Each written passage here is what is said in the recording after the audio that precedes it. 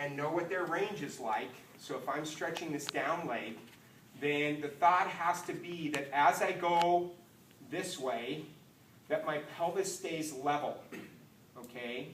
And not, you know, you see people do this, right? And so again, if you look and say, well, gosh, they're in almost 20 degrees of adduction, they don't have that much range, so this isn't an effective stretch. Something that needs to be fixed, okay? So you can do a kneeling stretch to the side. The key is always, where do you feel it? If they say, oh, I feel it here, and they're in the range that you're expecting, then fantastic.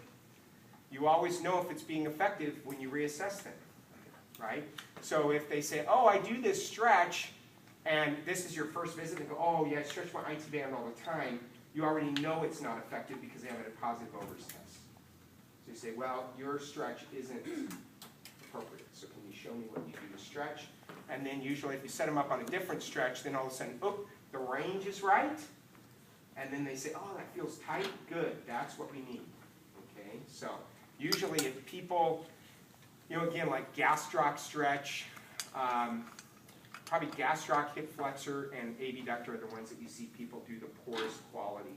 And they say, oh yeah, I stretch my calf all the time. It's like, okay, then why do you only have 0 degrees of dorsiflexion? It's not effective. Okay, so that's what I would do for adductors, abductors,